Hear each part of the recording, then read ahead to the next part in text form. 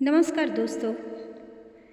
आज मैंने सोचा मैं अपनी उन कविताओं को आपके सामने प्रस्तुत करूं जो काफ़ी टाइम से, काफ़ी सालों से मेरे डायरी के पन्नों में कैद थे।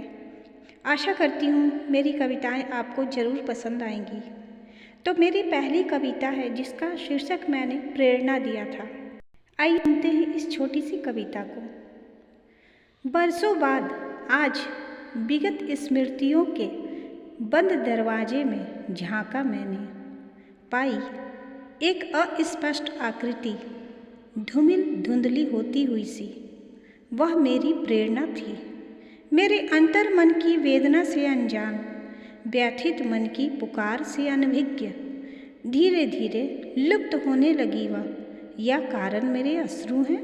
हाँ, मेरे हृदय के उद्गार आँखों के द्वार से बाहर आना चाह रहे हैं। दृष्टि दरवाजे से हटाकर लौट आई पुनः वर्तमान में, उसी प्रेरणा की तलाश में। दोस्तों, ये कविता मैंने तब लिखी थी जब मेरे पिताजी की असमय मृत्यु हो गई थी। उसके बाद मैंने ये कविता लिखी थी। एक और कविता मैंने लिखी थी जो मैं अभी सुनाने जा रही हूँ। इसका आशय यह है कि परिवार का मुखिया किस तरह अपने परिवार को जोड़ कर रखता है, लेकिन फिर भी एक एक कर सब बिखरते चले जाते हैं, सब अलग हो जाते हैं। इसी संबंधों पर मैंने ये कविता लिखी। इस कविता का शीर्षक है संबंधों के कण। वह पहली बार आकर इस धरती पर खड़ा हुआ। उसने हैरत से इस उबड़ खाबड़ धरती को देखा।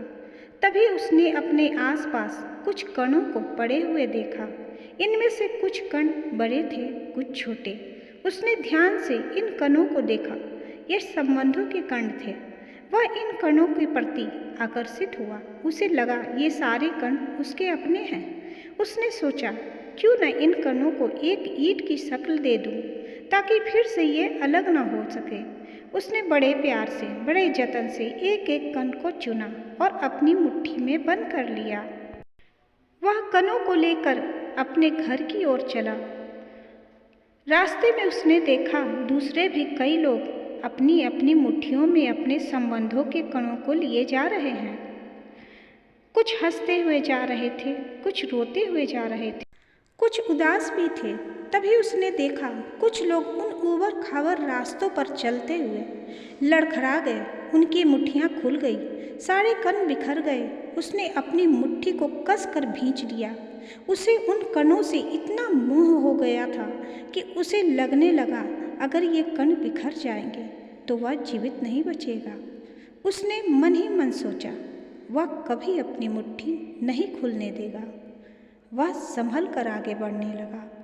घर अभी दूर था। अचानक रास्ते में एक बड़ा सा दृश्य पत्थर आ गया। वह देख नहीं पाया और जा टकराया। उसकी शक्ति से बंद मुट्ठी एक ही झटके में खुल गई। सारे कण धरती पर बिखर गए।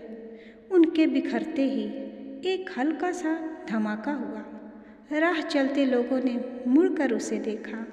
कोई हंस रहा था उसे देखकर, कोई सहम कर बंद मुट्ठी को और शक्ति से दबा रहा था, और कोई इन कणों को बिखरने के पहले ही उसे चुपचाप जमीन पर रखकर खाली हाथ आगे बढ़ गया। लेकिन वह जमीन पर बिखरे उन संबंधों के कणों को बेबसी से देखता रह गया। वह चाहकर भी उन कणों को फिर से मुट्ठी में बंद न कर सका, क्योंकि इस बार कण दूर दूर तक फैल गए थे। वह आश्चर्यचकित था। वह अभी तक जीवित है, उसे कुछ नहीं हुआ। दोस्तों, ये कविता उन माता पिता के लिए है जिनके बच्चे उनके साथ नहीं रहते, उनका परिवार उनके साथ नहीं रहता, जो अकेले रहते हैं, उनके बच्चे दूर दूर जा चुके हैं। मैंने ये कविता उन्हीं को समर्पित की है और उन्हीं के लिए लिखी है। आशा करती हूँ मेरी ये दोनों कविता आपको ज़रूर पसंद आई होगी। अगर पसंद आई होगी तो लाइक करें, कमेंट करें और हो सके तो इसे शेयर भी करें। फिर मिलूँगी नई कविताओं के साथ ही। तब तक के लिए नमस्कार।